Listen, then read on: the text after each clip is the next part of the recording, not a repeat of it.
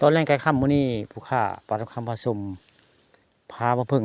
พามาเบิ่งพามาชมหลังถ้ำพี่น้องหลังถ้ำวัดผาพึ่งบ้านม่วงคำตำบลนาตาล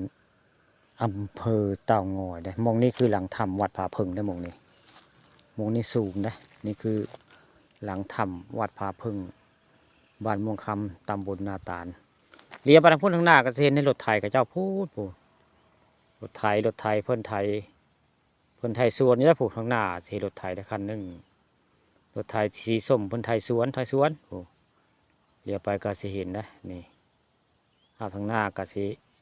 ได้ยินเสียงรถเนาะเพิ่นไทยให้ใส่สวนอยู่บริเวณหน้าโศก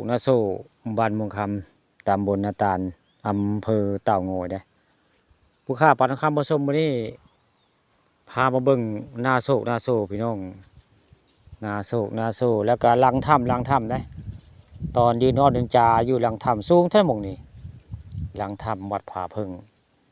บ้านม่วงคำตำบลนาตาลนะเรียลงไปทางใต้ก็สิเป็นส่วนยางเขาเจ้าทางใต้ลงไปส่วนยางแล้วก็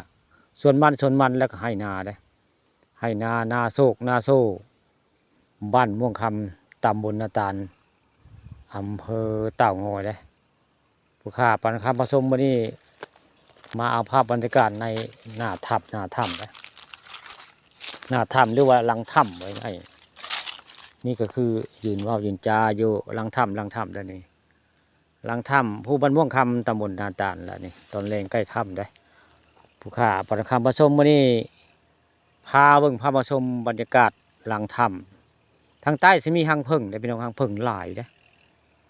แล้วก็บ่สมควรไปย่างไกลเพราะเพราะหางมันหลายยังคูคนเดาบ่อยากให้ไปย่างผ่านได้ทางใต้หางผึ่งโอ้หลายหางได้แต่มื้อนี้อยู่หลังถ้ำพี่น้องนี่อยู่หลังถ้ำวัดผาพึ่งบ้านม่วงคำตำบลนาตาลได้บรรยากาศตอนแรงใกล้ค่ำได้นี่ตอนแรงใกล้ค่ำยืนจ้าอยู่บริเวณหลังถ้ำวัดผาพึ่งบ้านม่วงคำตำบลนาตาลได้นี่เรียบข้างหน้าก็สิเป็นหน้าโศกได้พี่น้องปู่หน้าโศกบ้านม่วงคำได้ที่เห็นนี่